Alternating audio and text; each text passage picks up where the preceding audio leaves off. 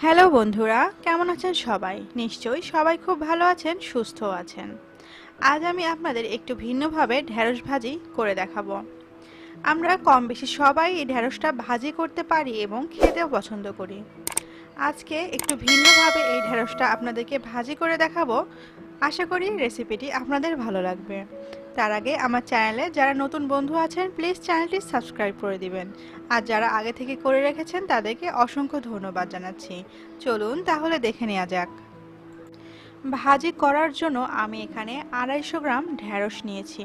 এই ঢেঁড়সগুলোকে খুব ভালোভাবে ধুয়ে পরিষ্কার করে নিয়েছি।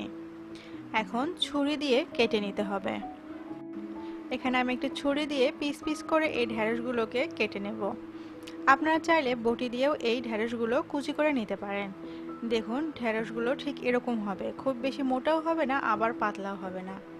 এভাবে আমি সবগুলো ঢেঁড়স কেটে নেব।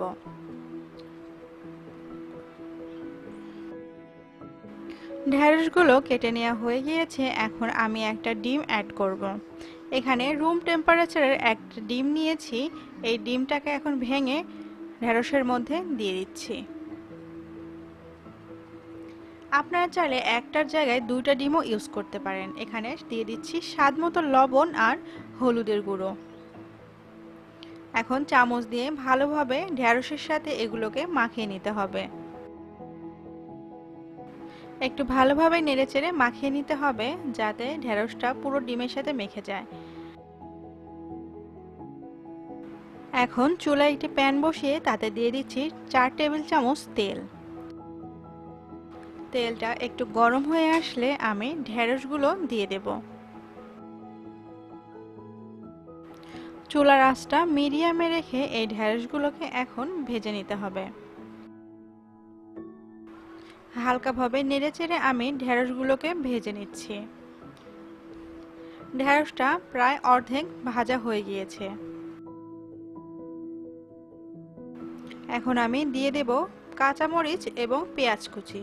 এখানে আমি 5টা কাঁচামরিচ চিড়ে নিয়েছি এবং একটা বড় সাইজের পেঁয়াজ নিয়েছি। এই পেঁয়াজগুলো মাঝখানে দেওয়ার কারণ হলো আমি যদি আগে পেঁয়াজ আর কাঁচামরিচটা দিয়ে দিতাম তাহলে পেঁয়াজ কাঁচামরিচ পুড়ে যেত এবং ঢেঁড়সটা ভাজাই হতো না, যার কারণে মাঝখানে দিয়ে দিলাম। আবারও ভালোভাবে নেড়েচেড়ে এই ঢেঁড়সটাকে ভেজে নিতে হবে। দেখুন ঢেঁড়সের কালারটা চেঞ্জ হয়ে এসেছে এবং প্রায় ঢেঁড়সটা ভাজি হয়ে গিয়েছে। আমি আরেকটু নেড়েচেড়ে এটাকে ভাজি করে নিচ্ছি।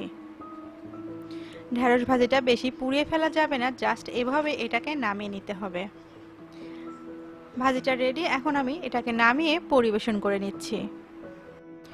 রেডি হয়ে গেল ঢেঁড়স ভাজির রেসিপি। আপনারা অবশ্যই এই রেসিপিটি বাসায় ট্রাই করবেন এবং খেয়ে আমাদের কমেন্টস বক্সে জানাবেন কেমন লাগলো। আজ তাহলে এ পর্যন্তই। চলে আসবো নতুন কোনো রেসিপি নিয়ে।